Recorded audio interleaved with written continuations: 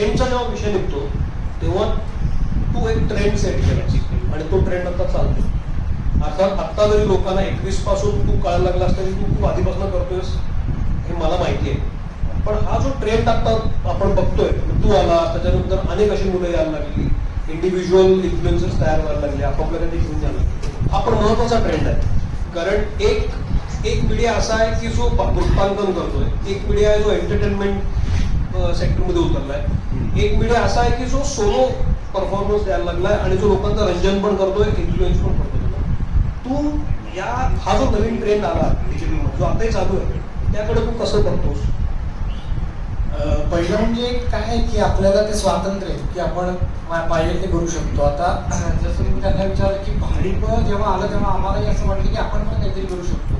जे आम्ही स्टेजवर करत होतो की किंवा आम्ही आमच्या जे करत होतो ते आम्ही असं वाटलं की हां आपण पण हे सोशल मीडियावर टाकू शकतो. तर हा एक कॉन्फिडन्स आल्यानंतर त्याआधी मराठीत कोणी केलंच नव्हतं आणि त्याच्यानंतर इतके क्रिएटर्स वाढलेले की म्हणजे मराठीतलेच. त्यामुळे मला वाटते भाडीपं 2016-17 साली चालू झालं असेल तेव्हापासूनच मी चालू केलं. म्हणजे मला पण बघत नव्हतं तेव्हा, पण चालू तेव्हा मी केले. त्यामुळं काय म्हणतात ते की ती हे लागली की हा हे जर करू शकतात तर आपण, आपल्याकडे टीम नसेल पण पर्सनली तर ते माध्यम आहे आपल्याकडे टाकायला. आणि आता तर म्हणजे तुमच्या प्रत्येकाकडे आपल्या सगळ्यांकडेच कॅमेरा असतो, सगळंच असतं. त्यामुळे मोबाईलमध्येच ते माध्यम आहे, त्यामुळे इतकं सोपं झालेलं आहे. आणि ते एकाने चांगलं पण आहे की आपल्याला कोणावर अवलंबून नाही राहतात. म्हणजे आधी मला वाटायचं की मी भाडीपत कधी येणार, पण असं ते 1000 जणांना वाटायचं, 1000 जणांमध्ये माझा नंबर कधी लागलाच नसता. मग ते मी जेव्हा काहीतरी करीन तेव्हा तो लागेल असे. त्यामुळे आता जर कुठेही नंबर लावायचा असेल तर असं कोण नाही म्हणू शकत की अरे मला काही चान्सच नाही मिळत. हा कारण तुझ्याकडे ऑलरेडी चान्स आहे. त्यामुळे मला वाटतं ते सोबत करू शकतो. पण याच्यामध्ये तू केल्यानंतर अनेक लोक आले, आता तो ट्रेंड यायला लागला. अशा सोलो जे इन्फ्लुएन्सर्स असतात तो हा जो नवीन ट्रेंड यायला लागला हा किती प्लस आणि किती मायनस होईल? मला तर म्हणजे ते माणसावर एक करतं, पण माझ्यासाठी तो प्लसच आहे. कारण का जर कोण आपल्याला सांगणार असेल हे करा हे करू नका तर ते माझ्यासारख्याला कदाचित नाही पटणार. की म्हणजे ते स्वातंत्र्य मला जर पाहिजे असेल तर सगळ्यात बेस्ट आहे. बाबा मी पाहिजे तेव्हा व्हिडिओ करतोय, पाहिजे तेव्हा 8 दिवस काही करत नाही, मी शांत बसतो, तर त्यांच्यासाठी ते चांगलं आहे. पण एखाद्याला जर असं असेल की हा मला सुचतच नाही, मी ऍक्टर आहे फक्त पण मला कोणीतरी काम द्या, त्याच्यासाठी मग बाकीचे माध्यम. ओके.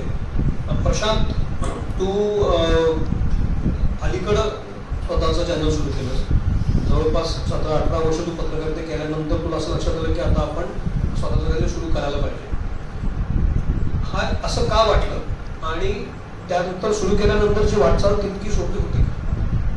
खरं तर माझ्यासाठी जो ट्रिगर पॉईंट होता किंवा या डिजिटल माध्यमाचं महत्त्व मला समजतं ते डॉक्युमेंटेशनच्या अर्जमध्ये. म्हणजे जेव्हा मी टीव्हीमध्येच काम करत होतो, पण असं असतं की टीव्हीचं जे काम असतं त्याच्यामध्ये आपण सगळं सांगू शकतो. टीव्हीमध्ये आपल्याला हे पण सांगितलं होतं की तुमची स्क्रिप्ट जी आहे ती साधारणपणे 1 मिनिटाची असली पाहिजे, तेवढ्या वेळात बातमी सांगून झाली पाहिजे, वेळेची जाहिरातीची सगळी गणित असतात, ते त्या माध्यमाचं एक काहीतरी गणित. पण म्हणजे राज्यसभेची निवडणूक महाराष्ट्रामध्ये बऱ्याच दशकांनंतर होणार होती आणि त्या निमित्तानं मी बऱ्याच पत्रकारांना फोन करत होतो, ज्येष्ठ पत्रकारांना, की काय असते प्रक्रिया नेमकी, कसं होतं मतदान. तर मला लक्षात आलं की बऱ्याच लोकांना पण सांगता येत नव्हतं मी, कारण आपल्याकडे निवडणूक पण झालेली नव्हती, कारण बिनविरोधच नेहमी निवडणूक पाहिजे, त्यामुळे ते मतांचं गणित नेमकं कसं आहे हे थोडंसं क्लिष्ट पण आहे. तर तेव्हा मी विचार केला की मला एवढं स्ट्रगल करावं लागतं एक इन्फॉर्मेशन मिळवायला, कशी असते ती निवडणूक, तर आपण एकदा किमान डॉक्युमेंटेशनसाठी तरी की काही वर्षानंतर जेव्हा कोणाला हा प्रश्न पडेल तर त्याला सोपं जावं याच्यासाठी म्हणून मी सुरुवात केली. आणि तो व्हिडिओ कुणी मला सांगितलं नव्हतं, मी एपिओसाठी तो केला आणि त्याला खूप चांगला प्रतिसाद जेव्हा मिळाला तेव्हा लक्षात आलं की लोकांना कंटेंटची भूक आहे. म्हणजे अनेकदा असं म्हटलं जातं की सिरियस कंटेंट कुणाला नको आहे टी व्हीमध्ये, तर हे गृहीतक जे आहे ते खोटं आहे. हे तेव्हा लक्षात यायला लागलं. सुदैवानंतर म्हणजे आपल्याकडे दिल्लीमध्ये महाराष्ट्राशी रिलेटेड इतक्या घडामोडी घडत होत्या, सुप्रीम कोर्टातली केस असेल, इतर गोष्टी, तर लोकांना खूप मायन्यूट डिटेल्स हवे आणि ते लोक बघतात, हा पण विश्वास मला तेव्हा आला आणि त्याच्यानंतर मग सुरुवात करावीशी वाटली. आता खरं तर जी आपली हिंदी माध्यम आहे त्याला आपण नॅशनल मीडिया म्हणतो, तो खरंच नॅशनल आहे का हा एक वेगळा प्रश्न, पण तिथं हा प्रयोग बऱ्याच लोकांनी केलेला आहे आणि बरेच चांगले चांगले पत्रकार युट्यूबवरती आलेले आहेत. आणि जसं अभिजित सर पण म्हणाले की आता मला ते टेन्शन नाही येत ना, म्हणजे जुन्या काळी जर मला माझं काही सुरू करायचं असतं तर अगदी छपाईपासून व्यवस्थापासून सगळ्या गोष्टी बघाव्या लागतात. इथं मला माझं एक जीमेल अकाउंट सुद्धा पुरेसं आहे आणि त्या जोरावरती मी किमान सुरुवात तरी करू शकतो. जे मला म्हणणं मांडायचं आहे त्याची सुरुवात इतक्या सहजपणे होत असेल तर का नको करायला, असं म्हणून तो प्रयोग सुरू झाला. आणि आता चालू म्हणजे लोकसभा निवडणूक वगैरे बघितली आणि खरं तर म्हणजे आपण आता ट्रेंडची चर्चा करतोय. कदाचित 3-4 महिन्यांनी आपल्याला पुन्हा अशा पद्धतीनं नव्यानं चर्चा करावी लागेल, कारण सगळे ट्रेंड बदलून जातील जेव्हा ब्रॉडकास्ट सर्व्हिसिंग रेग्युलेशन बिल हे सरकार आणून पाहतंय. आणि त्यामुळं हे जे डिजिटल माध्यमातले बदल आहेत किंवा त्याची भीती सरकारला किती वाटतेय हे आपल्याला या बिलमधून लक्षात येणार. लोकसभेच्या आत्ताच्या निवडणुकीमध्ये ध्रुव राठी नावाचा 30 वर्षांचा युवक हा एक फॅक्टर आहे. त्या फॅक्टरची चर्चा होते.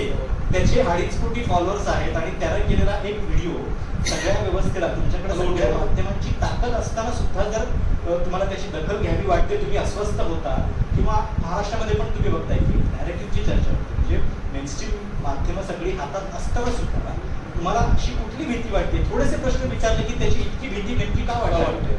तर ही ताकद जी आहे ती या सगळ्या कंटेंट क्रिएटर्सना किंवा प्रश्न विचारणाऱ्यांना डिजिटल माध्यमांना दिलेली आहे. आणि ही खरं तर तंत्रज्ञानाचीच कमाल आहे. आपण केवळ त्याचा वापर करतोय आणि लोक ठरवत आहेत त्याला किती ताकद द्यायची. म्हणजे ध्रुव राठी जे काही सांगतोय ते लोकांनी बघितलं नसतं जर मेनस्ट्रीम माध्यमांनी हे काम केलं असतं. पण 2014 पासून हे सगळे विसरलेत ना, प्रश्न विचारले जात नाही कुठेही. म्हणजे पत्रकारितेचं काम आहे ते फॅक्ट चेकिंगचं काम आहे, ते रिसर्चचं काम आहे, ते प्रश्न विचारण्याचं काम आहे. जर मेनस्ट्रीम माध्यमांनी हे केलं असतं तर कदाचित ध्रुव राठीला एवढा रिस्पॉन्स मिळाला नसता. त्याची सुरुवात जी झालेली होती ती एज्युकेशनल व्हिडिओ बनवण्यापासून झाली होती, तेवढंच तो करत होता. पण आता तो या पॉलिटिकल अजेंड्यावरती सुद्धा येताना दिसतोय, कारण त्याला ती स्पेस दिसते. आणि तुम्ही जर एक साधा हिशोब केला तर 2019ला सुद्धा भाजपची मतं जी आहेत ती 37% होती आणि त्यांच्या अलायन्स पार्टनरची पकडून साधारणपणे 45% मतं आहे. म्हणजे 55% वोटर या देशातला असा आहे की जो व्यवस्थेच्या विरोधातला आहे किंवा त्याला काहीतरी ऐकायचंय पण ते ऐकायलाच कुठे मिळत नसेल तर मग जे लोक हे धाडस करतायत त्यांच्याकडे तो क्राऊड जाणारच. आणि तीच स्पेस जी आहे ती डिजिटलनं उपलब्ध करून दिली आहे. मराठीमध्ये खरं तर काही रिस्ट्रिक्शन जरूर येतात, कारण जेव्हा तुम्ही हिंदीमध्ये सुरुवात करता तेव्हा तुम्हाला आपोआपच 5-6 राज्यांचा क्राऊड मिळून जातो. मराठीमध्ये त्या थोडेसे रिस्ट्रिक्शन्स आहेत, पण लोकांना बुक आहे, लोकांना ते हवं आहे एवढं मात्र. पण यामध्ये आता हा जो नवीन ट्रेंड आलेला आहे की पत्रकार उठतो आणि आता स्वतःचं चॅनल सुरू करतो आणि आता विशेषतः जेव्हा निवडणुकाजवळ आलं की हे आणखी पीक वाढतं. या ट्रेंडकडे तू कसं बघतोस? पत्रकार आता उठतो आणि स्वतःचं चॅनल सुरू करून. नाही, शेवटी कसं आहे की एक बेसिक युनिव्हर्सल नियम आहे की जे चांगलं असतं ते टिकणार. ज्याला खात्री आहे आपल्या कंटेंटची किंवा ज्याला वेगळं आपण काहीतरी देऊ शकतो, जे लोकांना हवं आहे ते देऊ शकतो असं वाटतं, तर कुणीही कितीही लोक हे करू शकतात असं माझं. कारण तेवढी स्पेस, तेवढी बुक जी आहे ती लोकांची आहे. त्यामुळं करायला जर संधी आहे तर अनेक लोक करतात. ते करण्यामध्ये काय म्हणजे प्रत्येकाला तो ऑप्शन आहे, पण शेवटी चांगलं आहे ते टिकणार. जे लोकांना सतत द्यायचा प्रयत्न करतील ते सगळं टिकणार. तर पाहिलं तुम्ही वेगवेगळ्या ऑनलाईन माध्यमांमध्ये काम करता करता आता खूप मोठ्या महत्त्वाच्या जबाबदारी आहातच. तुम्ही या ट्रेंडकडे कसं पाहता? म्हणजे आता भाडीपण ट्रेंड सुरू केला, त्यानंतर मध्ये अनेक चॅनल्स आली, इंडिव्हिज्युअल चॅनल झाली, सॅच्युरेशन खूप झालेलं आहे. आता OTT प्लॅटफॉर्म पण आले आहेत. डिजिटल मीडिया एक्सप्लोर खरा प्रत्येक पद्धतीनं व्हायला लागतं. या सगळ्यामध्ये एक माध्यम म्हणून, माध्यम प्रतिनिधी म्हणून, मेनस्ट्रीम मीडिया माध्यम प्रतिनिधी म्हणून तुम्ही कसं पाहताय सगळं? तर डिजिटलमुळे जे बदल झालेले ते आता ज्या आपण पाहतो ते अनेक सकारात्मक बदल झाले असतात. खास करून ज्यावेळेस आपण न्यूजचा विषय पाहतो तर न्यूजमध्ये डिजिटल स्पेस क्रिएट झालेली तिचं लोकशाहीकरण करणार आहे. म्हणजे ज्या पद्धतीने मला जर का जर्नलिझम करायचं असेल आणि यापूर्वी मला जर माझा प्लॅटफॉर्म स्वतःचा डेव्हलप करायचा असेल तर मला न्यूजपेपर चालवणे किंवा एखादं न्यूज चॅनल काढणे हेच पर्याय माझ्यासाठी उपलब्ध होतं. आज प्रशांत कदम सारखा व्यक्ती स्वतःचं एक डिजिटल प्लॅटफॉर्म घेऊ शकतो, स्वतःचा डिजिटल यूट्यूब प्रेझेन्स तो दाखवू शकतो आणि त्यासाठी खूप साऱ्या रिसोर्सेसची गरज भासत नाही. एक पत्रकार म्हणून ज्यावेळेस एखादा व्यक्ती काही करू इच्छितो त्यासाठी ते सोपं झालं. तर मला असं वाटतं की ही जी स्पेस उपलब्ध झालेली ती मीडियाचं डेमोक्रेटायझेशन करणे आणि म्हणजे लोकशाहीकरण हा सगळ्यात महत्त्वाचा. डिजिटलमुळं जे आपण म्हटलं की जे ट्रान्सफॉर्मेशन आहे म्हणजे आता जनझी आहे ते आता आपण डिजिटलचे आमचे खास करून डिजिटल प्लॅटफॉर्मचे जे वाचक आहेत प्रेक्षक आहेत ते याच वयोगटातले जास्त आहेत. त्यावेळेस आपण फेसबुक किंवा याच्यावरून आम्हाला साधारणतः कुठल्या एजचे प्रेक्षक आपल्याकडे येतात ते कळतं. तर 25 ते 40 या वयोगटातले सर्वाधिक असतात. यापूर्वी न्यूज वाचणे हे साधारणतः 40च्या पुढे जास्त असायचं आपल्याकडे प्रौढ व्यक्ती, कारण 30 किंवा 25च्या आतल्या व्यक्ती हे न्यूज वाचण्याची पद्धत आपल्याकडे नसायची. डिजिटलमुळे ही स्पेस उपलब्ध झाली, कारण इझिली त्या मोबाईलवरती उपलब्ध होता, त्या पद्धतीने लिहिल्या जातात आणि त्यात त्या व्हिडिओ फॉर्मॅटमध्ये. त्यामुळे हा जो प्रेक्षक वाचक आहे तो ह्या वयोगटातला आहे की जो मोठ्या प्रमाणात न्यूजकडे यायला लागला. मला वाटतं ही एक महत्त्वाचा बदल त्याच्यामध्ये आहे. आणि तिसरी गोष्ट अशी आहे की या डिजिटल प्लॅटफॉर्म्समध्ये न्यूज आणि एंटरटेनमेंट यातली रेषा जी आहे ती दुसरी होत चालली आहे. म्हणजे न्यूज अधिक एंटरटेनिंग पद्धतीने सांगणे हे सुद्धा वेगवेगळे फॉर्मॅट्स असतील, वेगवेगळे प्रयोग त्याच्यामध्ये होतात. पण हा प्रयोग टीव्हीवर पण होता दिसतो. हो बिलकुल होतं. आणि टीव्हीवरती हा बदल जो आहे तो डिजिटल मुळे होतो. तर या पद्धतीचे बदल जे आहेत ते होताना दिसत आहेत.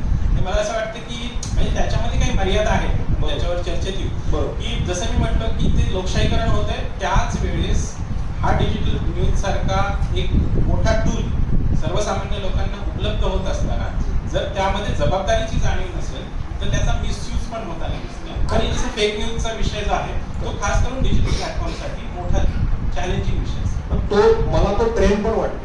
म्हणजे आपण जेव्हा इथला ट्रेंडचा विषय बोलतोय ना, तर क्लिक बिट्स नावाचा एक प्रकार आपल्याकडे असतो. ह्यानं खाल्ली इतकी माती, मग ते आपण पुढे बघायचं काय किती माती खाल्ली. हा जो प्रकार असतो ना की ह्या अभिनेत्रीने केलं असं काहीतरी स्फोटक विधान, काहीच नसतं त्याच्यात. पण क्लिकबिटमुळं क्लिक होते बातमी पण विश्वासार्हता जाते आणि मग तुमचा क्राऊड तुटायला लागतो. या ट्रेंडमध्ये झालं. हा खूप मोठा क्रायसिस आहे. आणि खरं तर आम्ही ज्यावेळेस पत्रकार चर्चा करतो त्यावेळेस असं म्हणतो की प्रिंट नंतर टेलिव्हिजन आलं, त्यावेळेस टेलिव्हिजनची क्रेडिबिलिटी कमी होण्यासाठी, विश्वासार्हता कमी होण्यासाठी अनेक वर्ष लागली, जे आता गेल्या 10 वर्षात झपाट्याने कमी होतात. डिजिटल जन्माला आल्यानंतर खूप कमी वर्षातच त्याची क्रेडिबिलिटी कमी होत आहे. आणि ही जी स्पर्धा आहे ती वाढलेली की क्लिकबेटसाठी आपण जे काही करायला हवं, जे म्हणजे चांगले प्लॅटफॉर्म्स ज्याचे प्रिंट एडिशन त्या अत्यंत रिस्पेक्टेड एडिशन्स म्हणून पाहिल्या जातात, त्यांचं डिजिटल एडिशन मात्र वेगळ्या स्वरूपात असतं. तर हा खूप मोठा क्रायसिस आहे आणि याच्यामध्ये पत्रकारांची जबाबदारी प्रमुख आहे. कारण ही किती स्पर्धा असेल तरी तुम्ही तुमच्या बेसिक ज्या गोष्टी आहेत ते पाळणं गरजेचं आहे. तुम्ही सुरू करताना काय डोक्यात ठेवून सुरू केलं? सुरुवातीला जे म्हणत असेल थोडं मागं वळून बघायची गरज आहे. तर माझी सुरुवात करिअरची सुरुवात करताना फार काळ नाही पण एक 15 वर्षापूर्वीपर्यंत पुणे दर्शन हे केबल नेटवर्क पुण्यातल्या बऱ्याच लोकांना माहिती असेल, तेच पुणे दर्शन डिजिटल झालं. जे मला अजूनही आठवतं की कुंभारवाडा क्लीन केला होता, तर सिंगापूर वगैरे वरून आम्हाला ईमेल झाला. त्यावेळेला आपलं इंटरनेट ते डायरेक्टरमध्ये असायचं. सो हा प्रवास झाल्यानंतर त्यावेळेला आम्ही रीड मीडिया पब्लिसिटी ही PR आणि फिल्म PR मार्केटिंगची जी आपली कंपनी आहे, जी रीड मीडिया या नावाखाली आपण करतो. त्यावेळेला आपल्याला मराठी मनोरंजन नावाचं आपण एक वेबसाईट स्टार्ट केली, जी काळाच्या बरीच पुढं होती. मी हे बोलतेय 2010-11ची गोष्ट आहे. आणि त्यावेळेला प्रिया बापट, सई तावणकर यांचे फॅन क्लब्स आम्ही स्टार्ट केले. आणि त्यावेळेला अगं प्रिया तुझे 1000 फॅन फॉलोअर्स झाले. You know it was all manual. पण लाईक ऑल गुड बिझनेसेस फंड्सचा इश्यू येतो की आपण हे सगळं खिशातनं काढतो, त्यामुळे ते कालांतराने संपलं. Covid was the game changer for us. कारण कोविडच्या काळामध्ये सिनेमा थांबला, जे आयुष्यात कधी घडलंच नव्हतं आणि लीड मीडियाला काही कामच नव्हतं. पण तो ब्लूप्रिंट ज्या वेळेला आम्ही करत होतो की व्हॉट नेक्स्ट, तर हे घोळत होतंच की डिजिटलमध्ये जायचंच आहे, पण कुठल्या पद्धतीने जायचं हे ठरवलेलं नव्हतं. So then when we decided की इन्फोटेनमेंट हा आपला बेस असणार आहे, कारण एंटरटेनमेंटमध्ये काम करतो याचा अर्थ आम्हाला त्याचं नॉलेज नाही. इन द सेन्स की माडीबाय is doing best what they are doing, की त्यांना जे येतं सारंग आणि पॉला आणि टीमला जे येतं त्याच्यात ते उत्कृष्ट आणि बेस्टच आहे. मग इन्फोटेनमेंट हा जर का झोन पकडायचा असेल तर वी डिसाइडेड की आरपार हा सेगमेंट आपण स्टार्ट केला. त्याच्या आधी इफ यू रिमेंबर पॉला आपण I don't remember the year पण तिचे 9 वुमन 9 डेज नावाची एक सिरीज आम्ही करतो बरं. जी आपण नवरात्रीमध्ये करतो आणि पॉलाचा इंटरव्ह्यू देतात. So that was the trigger point of woman की बात. अरे वा. आणि त्यावेळेला असं लक्षात आलं होतं की बायकांना खूप बोलायचंय, फक्त चेंज काय होतो की ज्या नोन फेसेस असणाऱ्या बायका जेव्हा बोलतात त्यावेळेला थोडंसं जास्त ऐकलं जातं. आता काय झालंय की आता आपले एक साधारण 250 व्हिडिओज झाले, त्यातले अनेक वुमन की बात व्हॉइस टॉक पण झालेले. पण हे जे सगळ्या ज्या या सेलिब्रिटीज किंवा ऍक्टर्स किंवा अकम्प्लिश्ड बायका बोलतात त्यांना एक ओपिनियन्स असतात, त्यांना एक पर्स्पेक्टिव्ह असतो, एक पॉइंट ऑफ व्ह्यू असतो. हा पॉइंट ऑफ व्ह्यू तू जसं म्हणलास ते क्लिकबेट ऐकायची जी सवय झाली आहे, पहिलं ट्रोल करा, पहिलं मारा, तो लॉंग इंटरव्ह्यू ऐकायला कोणाला अजून वेळच नसतो. आणि पण आता थोडासा चेंज व्हायला लागलाय. जसं प्रशांतजी म्हणाले की लोकांना ऐकायचंय, लोकांना चांगलं ऐकायचंय आणि थोडंसं वेगळं काहीतरी बोललं तर लोक ऐकतात. So what we thought was की हे सातत्याने करत राहिलो, आम्हाला आमची दिशा कळायला लागली. त्यामुळं आरपार या नावाभोवतीचं जे एक अर्थ आहे तोच आपण सातत्याने थोडा अनेक काळ करत राहूया असा प्लॅन आहे. डिजिटल मीडिया आणि नवे ट्रेंड याबद्दल जेव्हा आपण बोलतो, ट्रेंडबद्दल आपण बोलूच यात, कारण ते सगळे जे आता इथे बसलेले आहेत ते निश्चितपणे डिजिटल मीडियावर लक्ष ठेवून आहेत आणि त्यांनी आज आपला एक वेगळा ठसा उमटवलेला आहे. अतिशय गंभीरपणे, अतिशय गांभीर्यानं डिजिटल मीडियाकडं पाहण्याचा त्यांचा कल आहे, हे मला विशेष नमूद करावं असं वाटतं. पण सुरुवातीला ट्रेंडचा विचार करताना मला थोडंसं मागे जावं असं वाटतं आणि मग आपण पुढे येऊया. डिजिटल मीडिया नेमका काय आहे, तो कशा पद्धतीने वापरायला पाहिजे, त्याचे उपयोग काय आहे, तो त्याचा किती रीच होऊ शकतो, तो इन्फ्लुएन्स होऊ शकतो की नाही, या अशा अनेक प्रश्नांना उत्तरं त्या वेळेला अनेक OTTनी दिली, अनेक चॅनल्सनी दिली. त्यापैकी एक भाडीपा आहे आणि भाडीपाकडे व्यक्तिशः मी पाथ फाइंडर म्हणून बघतो. कारण जेव्हा कोणीच काही करत नव्हतं तेव्हा म्हणजे आता बाकीचंही करत होती मुलं, पण खूप मोठ्या प्रमाणामध्ये आपण कलेक्टिव्ह काही करू शकतो हे भाडीपानं दाखवून दिलं. So I would like to ask you पावला फ्रॉम यू की how you look at this your own path. तुम्ही या सगळ्या प्रवासाकडे कसं बघता? जेव्हा भाडीपा सुरू केलं तो पॉइंट, ट्रिगर पॉइंट काय होता?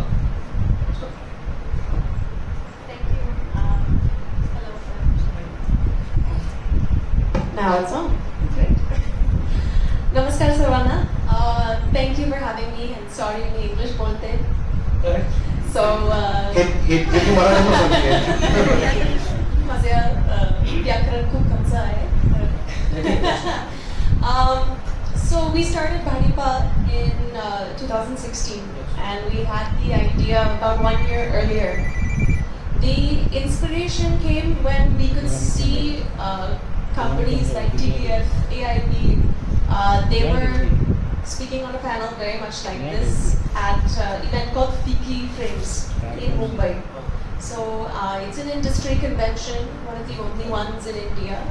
And there was a panel going about the digital boom and the power of YouTube and web series. And it was all Hindi and English. Meanwhile, across the convention, there was a seminar talking about the potential of Marathi cinema. Nat Samrat had just released and I think had crossed some 50 crores of revenue. So people were very excited, new birth of Marathi cinema. And I turned to Sarang and I asked him, you know, is there any Marathi YouTube channel? Because if there isn't, then there could be a lot of potential here. And we searched and we could not find channels which were dedicated to Marathi. You know, there was few vloggers who have made one video Hindi, one video Marathi, but no like dedicated efforts from a digital first creator. So that's where we realized, you know, there's a really good opportunity here. We had been trying to enter the film industry for years, pitching, and we're being rejected. And we were developing web series also, but at that time there were no platforms. So Shantit Kranti, the series which Sari and I directed on Sony Live, We had come up with the idea in 2014. We had started developing it. So we saw on YouTube there was this amazing opportunity for people who have something else to say, something different than mainstream media. And we decided to build a company that would use YouTube as the main platform to reach out to a new audience. And for us, it was selfish. We wanted to tell our stories, and YouTube was the only place where we felt we had control. We weren't giving up, we weren't changing our ideas or casting people who we didn't believe could suit the roles. And that was where the idea came. And of course, we've had to run it like a business, which changes a lot of things. Correct. How we do. We have an office, we have a team of 30 employees. So a lot of choices we've made over the years has been business oriented. But I think the power of having your own audience, there's really nothing that beats it. Doesn't, having cachet, having a celebrity status, having all of these things is fine, but with YouTube, we have a chance to directly connect with the audience. Correct. We can read their comments, So- we can talk to them, we can live stream, we can have a real connection, and in that way you feel a little closer to It's a one-on-one connection. the realities. What does the audience actually want? Whereas maybe when you're in the film industry, you're 2 steps separate. You don't interact with people on day-to-day basis apart from your personal account. Okay. So you get the reaction on your content. And I think the way that we're seeing things go right now, we just came from the YouTube Creator Summit in Delhi.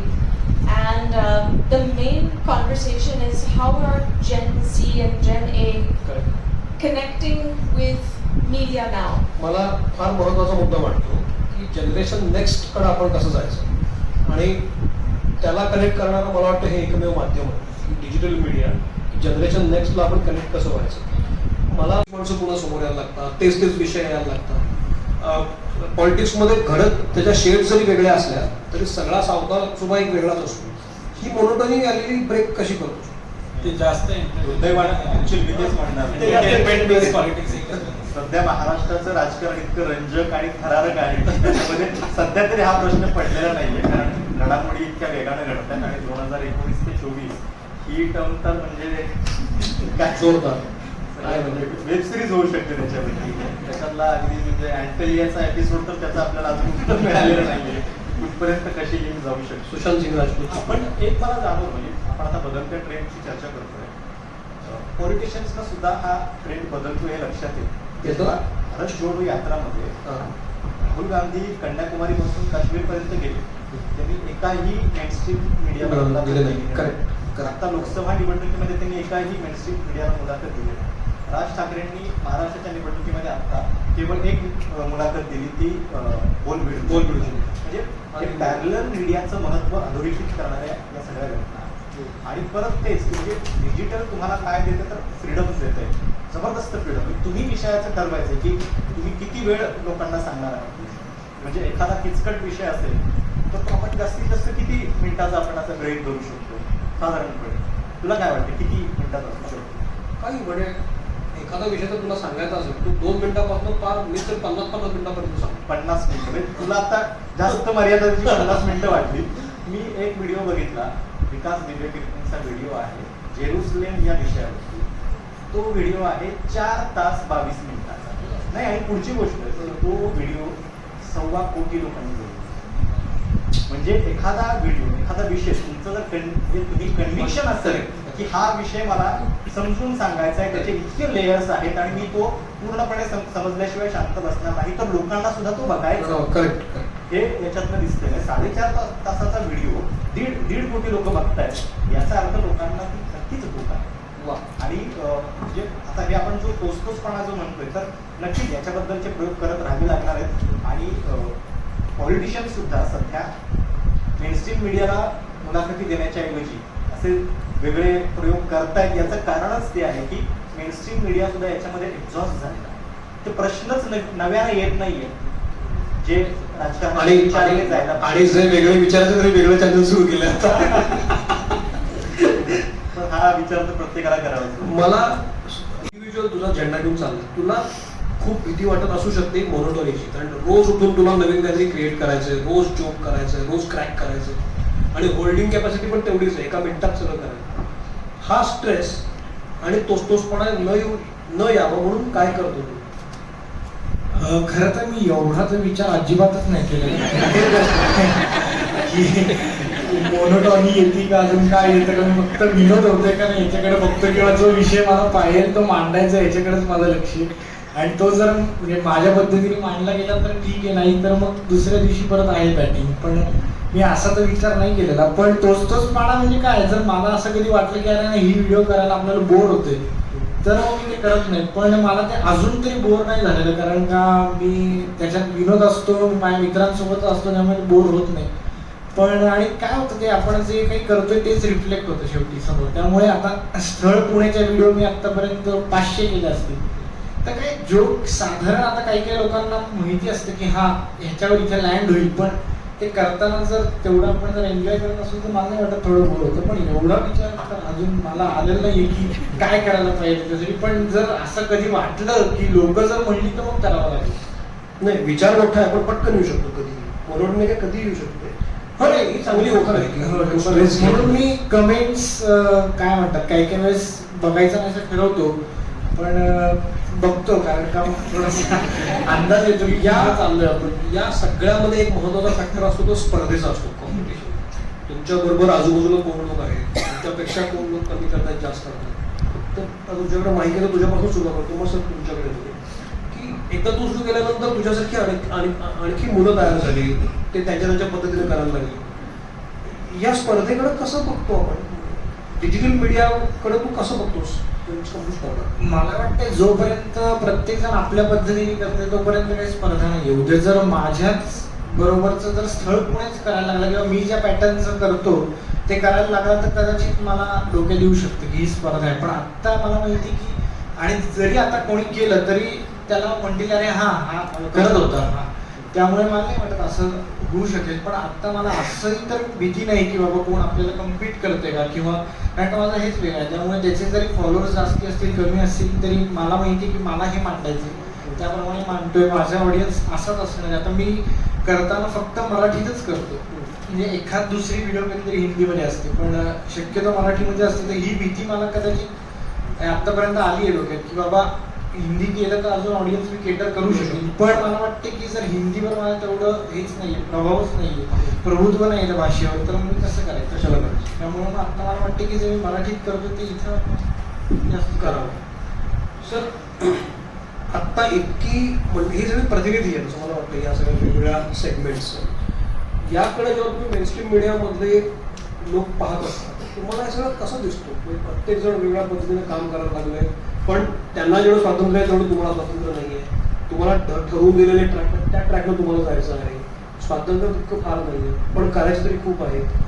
या कॉम्पिटिशनकडे mainstream media कसं पाहतो?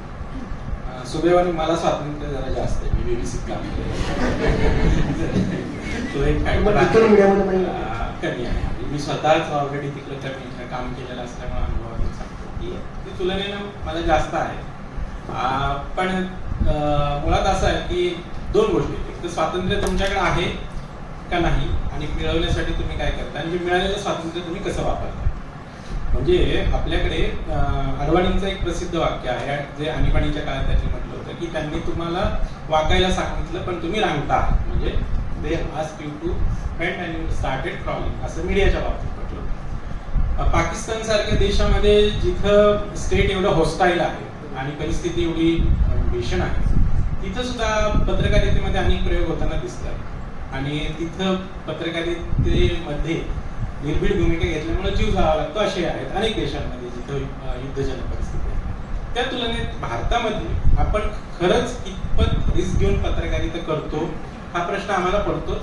आणि म्हणून आहे स्वातंत्र्य आहे का तर कमी आहे हे मान्य आहे, पण आहे त्या स्वातंत्र्याचं मी काय करतो हा प्रश्न मला पडतो नेहमी.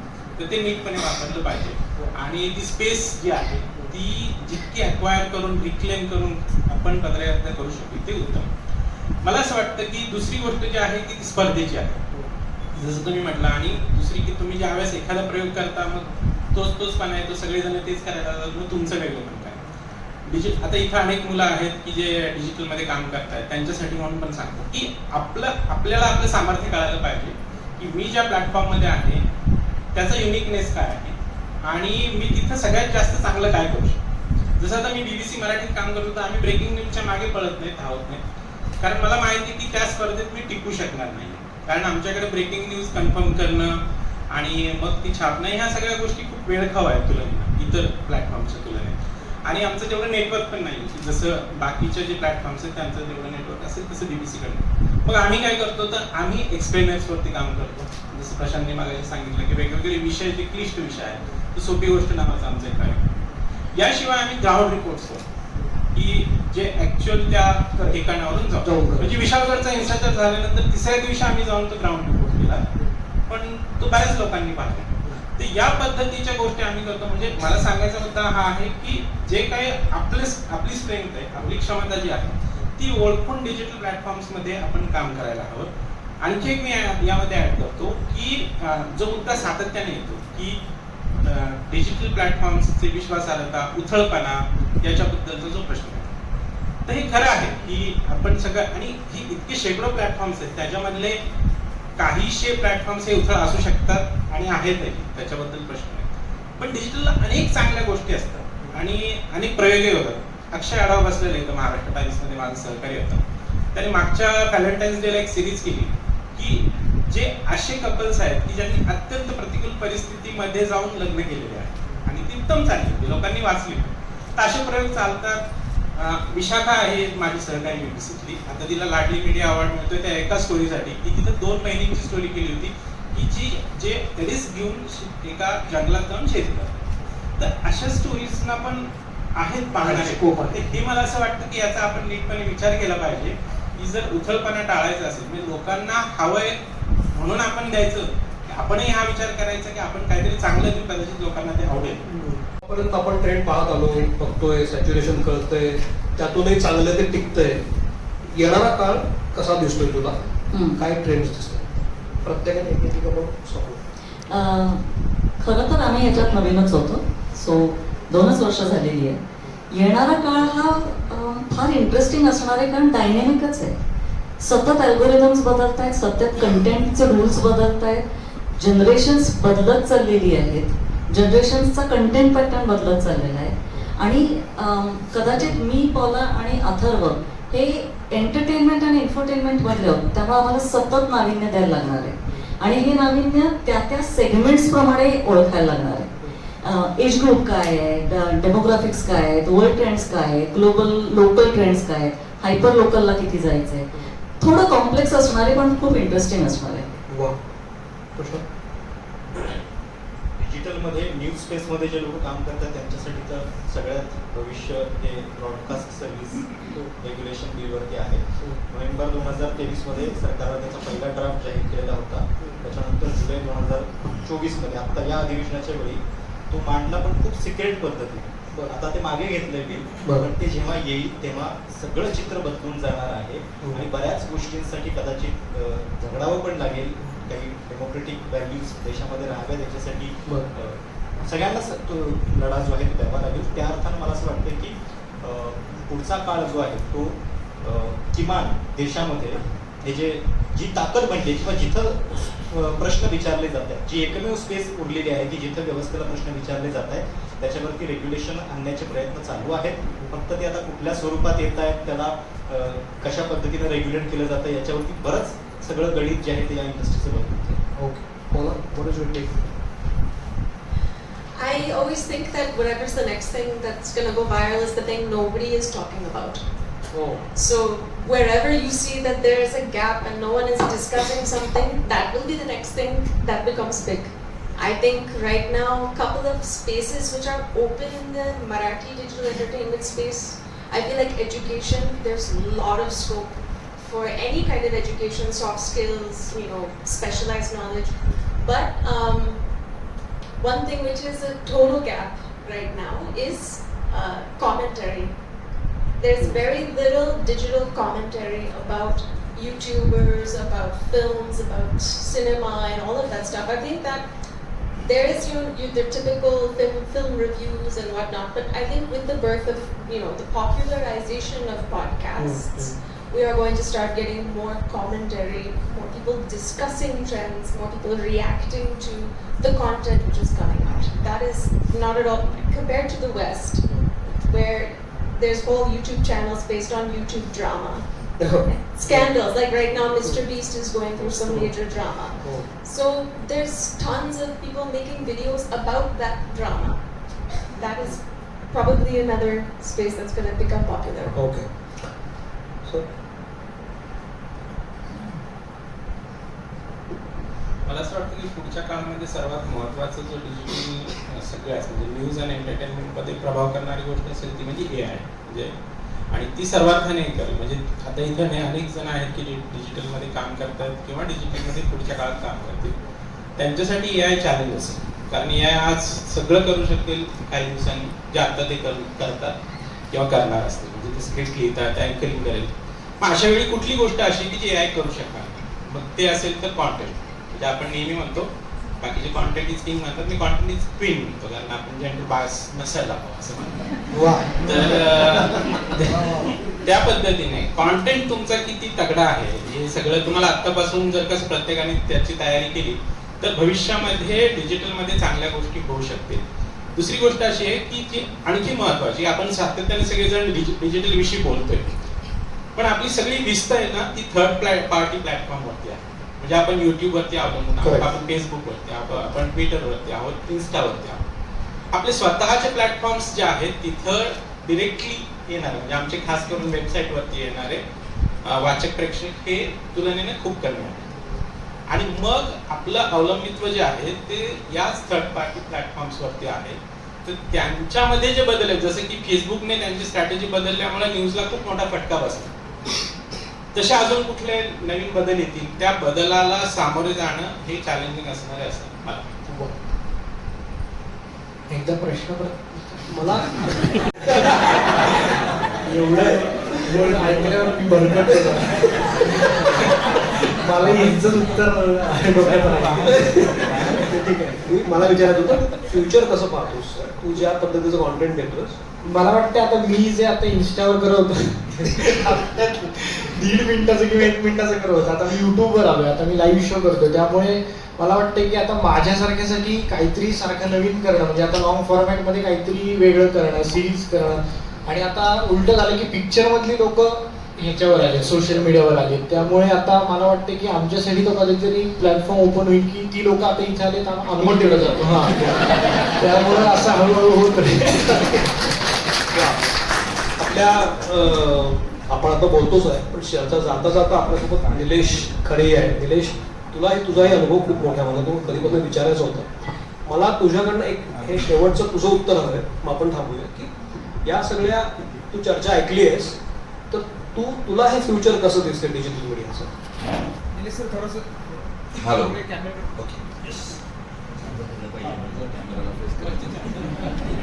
तू वर आलास तर एखादी खुर्ची मुळात चर्चा मी ऐकली. चर्चेमध्ये सातत्यानं मेनस्ट्रीम मीडिया आणि न्यू मीडिया अशा स्वरूपामध्ये वर्गीकरण करण्याचा प्रयत्न केला जातोय. मात्र न्यू मीडिया हा पण मेनस्ट्रीम आहे आणि मेनस्ट्रीम पण न्यू मीडिया आहे. फक्त ऍक्सेसिबिलिटीचा फरक आहे. आज 4 रुपयाचं 6 रुपयाचं वृत्तपत्र घेऊन वाचण्याची मानसिकता किती होती आहे. टीव्ही व्ह्युअरशिप साठी म्हणून जर आपण विचार केला तर टीव्ही ऑन करून टीव्ही समोर बसण्याची मानसिकता किती होती आहे. किंवा जे टाइम विविंग असतं त्या टीव्हीला किती होत आहे, तर ते नाही आहे. आणि त्यामुळे प्रत्येकाला आपल्या सोयीनुसार कंटेंट कन्झ्युम करायचं. आणि म्हणून डिजिटलमध्ये खूप मोठ्या प्रमाणावर व्ह्यूज दिसत आहेत. डिजिटलला एक क्लिक मिळाला म्हणजे जर 4.5 तासाचा एक व्हिडिओ असेल आणि त्याला 10 कोटी व्ह्यूज मिळत असतील तर त्या 4.5 तासापैकी किती मिनिटं कन्झ्युम झाला याचा विचार आपण करतो का, तोही करणं गरजेचं. त्यामुळे होतंय असं की आपण फक्त नंबर्स बघतो पण क्वालिटी नंबर्स बघतो. त्यामुळे क्वालिटी नंबर्सचा विचार केला पाहिजे. आज नवे प्रयोग होत नाहीत का, तर प्रिंटमध्ये पण होत आहेत, ते डिजिटलमध्ये पण होत आहेत आणि ते टीव्हीत पण होत आहेत. पण त्याची नोंद किती घेतली जाते हाही प्रश्न. साधारण एक आपली एक मानसिकता असते प्रेक्षकांची, समाजाची, प्रत्येकाची, की आपण जे जुनं होत जातं ते चुकीचंच होतं आणि जे नवीन आलं ते बरोबर होतं असं सांगणारा एक वर्ग असतो, किंवा जुनंच कसं सोनं होतं आणि नवं कसं माती आहे हे सांगण्याचा एक वर्ग असतो. त्यामुळे ही फक्त कम्पॅरिझन, पण त्यात प्रत्येक ठिकाणी चांगलं चांगलं आहे. जर तुमची प्रेक्षक म्हणून वाचण्याची बघण्याची मानसिकता चांगली असेल तर तुम्हाला चांगलं निवडता येईल. त्यामुळे प्रश्न आता हा आहे की भविष्य काय, आणि भविष्याचा खूप मोठा प्रश्न आहे. म्हणजे मला असं वाटतं की जे सुरू आहे, जे ट्रेंडिंग आहे, तो ट्रेंड म्हणून ठीक आहे, कारण ट्रेंड दर तासानं बदलतोय, दर दिवशी बदलतोय. पण पुढच्या 5 वर्षानंतरचं काय भविष्य आहे या पूर्ण माध्यमाचं, हा सर्वात महत्त्वाचा प्रश्न आहे आता. आणि आय पर्सनली फील की डिजिटल इज दी मीडियम की जे बबल पॉईंटवर आहे, किंवा ते एक बबल सारखं आहे, आणि ते पुढचे 3 ते 4 वर्षात बस्ट होणार. ठीक आहे, आणि we are on the busting point. तर त्याचा विचार करणं गरजेचं आहे. वर्ल्ड ट्रेंड्स काय त्याचं बघणं गरजेचं आहे, आणि आपण त्या पॉईंटवर आहोत भारतामध्ये. तुम्ही म्हणाला आत्ता सुद्धा आलाय 1.5-2 कोटी, 5 कोटी, 10 कोटी लोकांपर्यंत पोहोचलाय. अजून 140 कोटी लोकांपर्यंत पोहोचायचं आहे. आयपॉड नावाचं एक छोटंसं पॉड आलं होतं, ते किती लोकांच्या हातात पोहोचलं आणि ते कधी संपलं कुणाला कळतच नाही ना. त्यामुळे अनेक गोष्टी येतात आणि त्या तातडीनं संपून जातात. त्यामुळे भविष्याचा विचार करणं मला वाटतं जास्त गरजेचं असतं. थँक्यू.